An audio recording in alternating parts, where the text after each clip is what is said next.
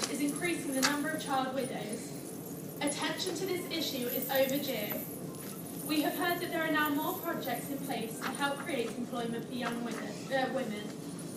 In this presentation, I will aim to share a few thoughts on some of these global initiatives.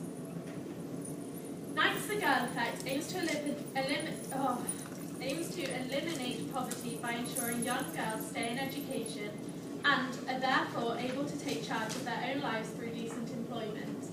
They have used social media to disseminate this message widely and have partnered with aid agencies such as UK's Department for International Development, DFID, in specific projects for girls.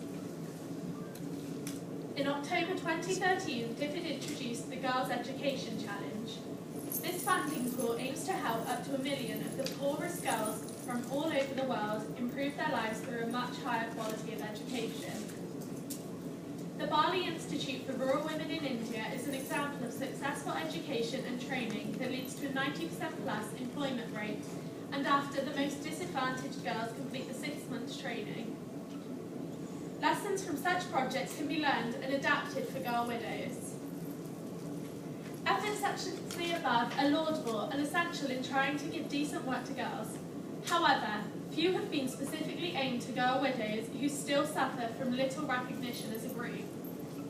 WRI concentrates on widows of all ages in sub-Saharan Africa. Their main goals are to support the campaign to end harmful cultural practices internationally, which ignore their human rights and then lead to social exclusions and extreme poverty. An example of this is in North Ghana, where widows are forced to drink the water in which their deceased husband's corpse was washed. Their aim is to raise awareness and understanding of the discrimination and violence widows encounter, and promote the emergence of many groups wanting to end widowhood issues, including that of no decent work. NGOs such as Women of Purpose in Uganda, which was established through seed funding from WRI, are a civil society, community-based group that reach out to widows of all ages. They have a vocational training school where the widows can go to receive counselling and life skills to show them that they can still carry on through the challenges of life and are still useful and relevant in society. They are taught what lifestyles to avoid that may be detrimental to their lives and health. In addition, they run tailoring classes to teach the widows how to make and mend clothes, often leading to their income generation through acquiring a sewing machine. Other widows have opened local restaurants in marketplaces or other busy trading centres through Women of Purpose. Other beneficial skills are provided by WOP, including farming and small business management.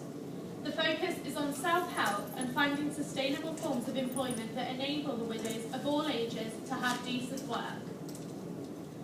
Organisations working for widows include child widows among their beneficiaries, but there is still insufficient focus for this group. Through supporting such organisations, however, the situation of widows can be highlighted, and eventually child widows recognised as a vital group that warrant urgent attention. Women for Human Rights, from whom we heard earlier, is one of the few who have specifically focused projects for girl widows.